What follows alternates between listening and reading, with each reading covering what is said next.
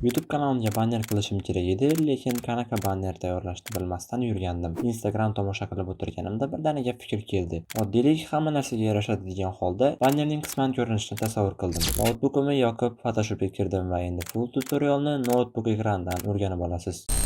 Photoshopga kirib, proyekt ochib olamiz. Proyektimizdan 2560 ga 1440 razresheniyada ochishimiz kerak bo'ladi. Buni yozib, buni albatta create deb bosamiz va bizda mana proyekt ochildi, qop-qora fon va bunga biza YouTube'ni o'zini banner razmerlari mavjud. O'sha razmerlarga, qonun-qoidalarga to'g'ri kelgan holda, o'sha razmerdan foydalangan holda banner tayyorlashimiz uchun o'sha razmeri yozilgan suratni proyektga tashlab olamiz va bu proyektga endi buni moslashtirib qo'yib olamiz. Bu rasm tashlaganingizda xuddi shunaqa ko'rinishda bo'ladi. Buni iloji boricha yarqisini biroz pasaytirib qo'yadigan bo'lsak, bizga unchalik ko'p xalaqit bermaydi va bu rasm nima uchun kerakli? Bu joyda ko'rishingiz mumkin. Desktop bo'limi mavjud. Desktop bu kompyuterda ko'rinadigan joyi, kanalni. Mana bu ko'k rangli esa telefonda ko'rinadigan joyi. Umumiy hisobda esa bu televizorda ko'rinadigan joyi. Bizga asosiy mana shu kompyuter va telefonda ko'rinadigan joyi kerak bo'ladi. O'shaning uchun o'sha joylarda ishlaymiz. Mani ideyam bo'yicha mana shu o'rtada mani kanalim nomi va kanalim bitta yoki ikkita maqsadda va o'zim haqida oddiygina qisqacha yozib turib, yoniga ikkita video montaj programmalarining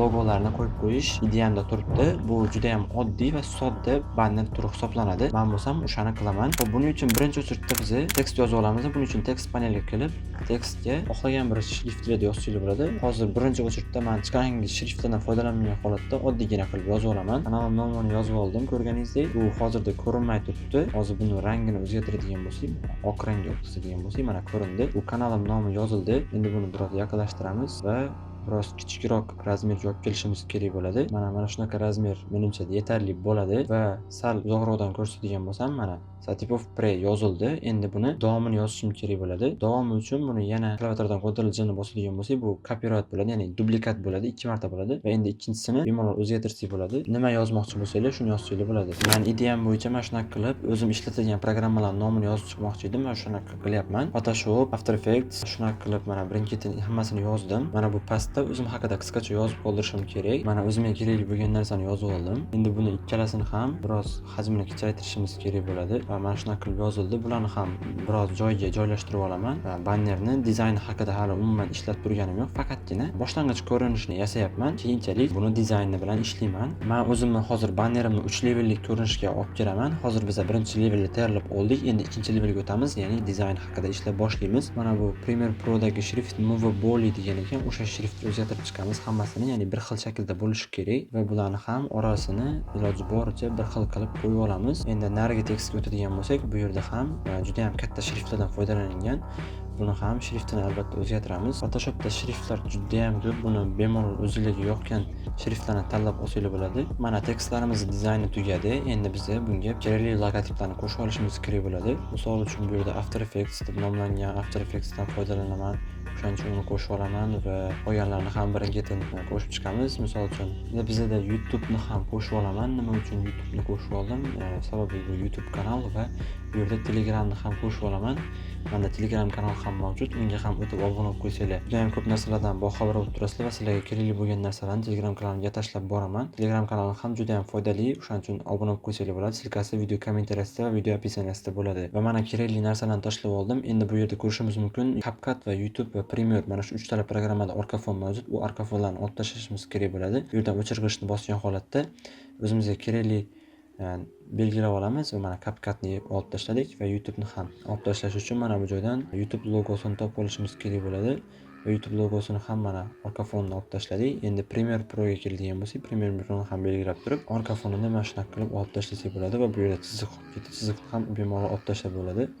Endilikda bu logolarni men mana shu banner bo'ylab har tomonga sachratib, to'g'rilab qo'yib chiqaman.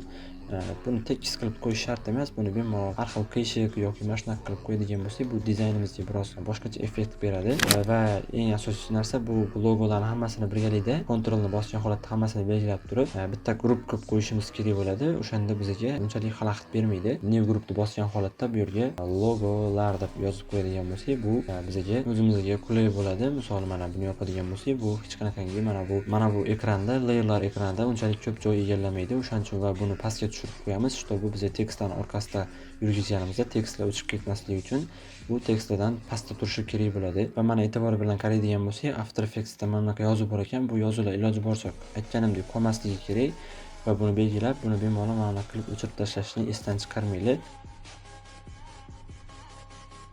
Va mana ko'rganingizdek, bannerimizning ikkinchi level ham tayyor bo'ldi. Endi 3-levelga keladigan bo'lsak, 3-level bu mana shu narsalarga rang berish, ya'ni biroz jonlantirish hisoblanadi. Bularni jonlantirish uchun har birisiga rang berib chiqaman. Mana shu narsalarning joyi o'zgarmaydi va har bittasini belgilab, mana bu FX bo'limidan Drop Shadowga kiramiz yoki Drop Shadowdan Outer Glowga kirib, mana shu joyda har bittasiga rang berishimiz mumkin bo'ladi. Misol Photoshopda men orqasiga oq fon bermoqchiman. Oq fonni belgilab turib qo'yamiz va buni albatta opacity'sini 100% qilgan holatda mana bu joydan har xil ko'rinishga olib kelsa bo'ladi.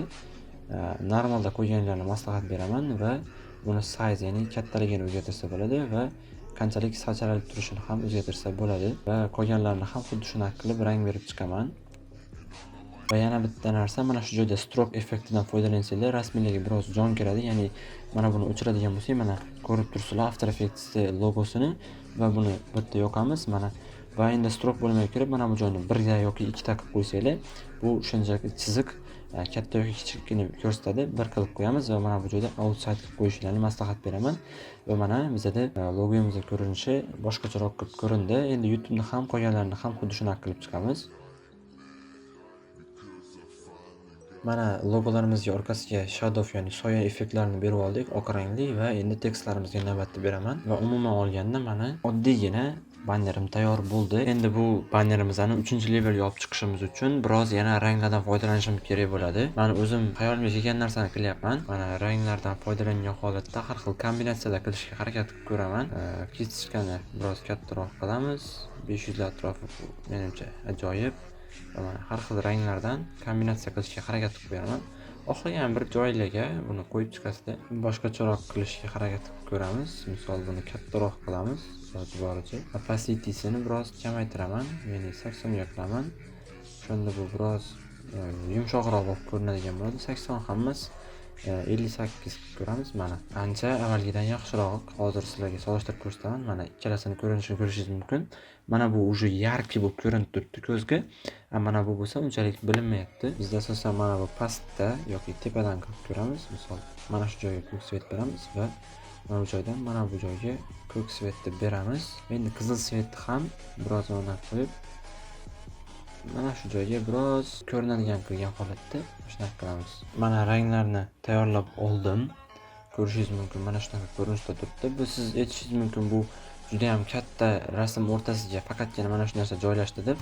Hozir video davomida buni kanalga qo'yib ko'rsataman, qanaqa ko'rinishda bo'lishini ko'rasiz. Xo'p, endi bunga yana biroz boshqacha effektlar berib o'taman. Xo'p, mana men kistishka topib oldim. Juda ham chiroyli kistishka ekan. Hozir bundan foydalanib ko'ramiz.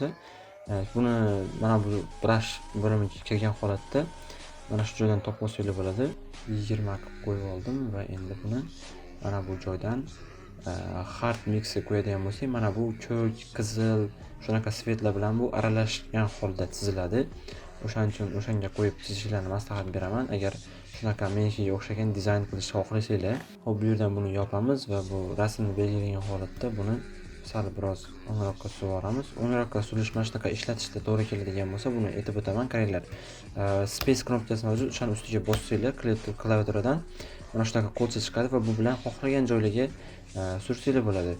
Agar altni bosib turib mishkani o'rtasidagi dumaloqchani buradigan bo'lsak, bu yaqinlashadi yoki uzoqlashadi. Bemalol mana shu ikkalasini o'rganib olsanglar, Photoshopda bemalol ishlasanglar bo'ladi.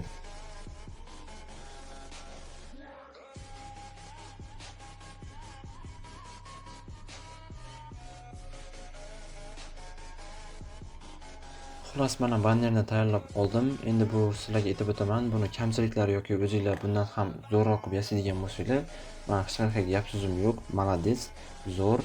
Agar shunaqa mahoratinglar bo'lsa, buni hech qachon tashlab ketmanglar. Bundan foydalaninglar, bundan pul topishga harakat qilinglar. Men ham o'zim ham bu narsada yangiman va bunaqa narsalarda pro levelga yetishganim yo'q. O'shaning uchun bu narsalarni o'rganishda davom etyapman. Va sizga mana shu dizaynim yoqqan bo'lsa, bunda hozir videoda ko'rsatib o'tgan narsalardan bemalol foydalansanglar bo'ladi. Va agar sizga mana shuni orqa foni va tayyor hamma narsasi kerak bo'lsa, men Telegram kanalimga xuddi o'shanaqa narsalarni hammasini to'g'ridan to'g'ri tashlab qo'yaman. O'shalar orqali sirazi bu proyektga kirib, faqatgina tekstlarni o'zgartirib qo'ysanglar bo'ladi. Qo'ygan joylariga tegishli shart bo'lmaydi. Xullas, o'shanaqa tayyor futajini mana shu proyektda tashlab beraman Telegram kanalimga do'stlar. Telegram kanalimga albatta obuna bo'lib qo'ying. Hozir bo'lmasam biz buni saqlanib qolamiz. Bu yerdan klaviaturadan Alt Shift Ctrl W ni bosamiz yoki bo'lmasam fayl bo'limi orqali bu yerdan eksport mavjud. Eksport orqali bemalol eksport bo'limiga o'tganda tanlab buni eksport qilib olamiz. Настройки vid kanalga kirib, bu yerdan izminitni, ya'ni rasm qo'shishga o'tamiz va o'zimiz hozir tayyorlagan rasmni bu yerga belgilaymiz. Va mana ko'rishimiz mumkin, men aytganimdek, bu YouTube'ning o'zining banner size, ya'ni o'zining qonun-qoidalari mavjud. Aytganimdek, eng kattasi bu televizorda ko'rilsa, mana YouTube kanalim televizorda ochilsa kanali xuddi shunaqa bo'lib ko'rinadi. Agar noutbukda ochiladigan bo'lsa, mana shu joyi ko'rinadi faqatgina.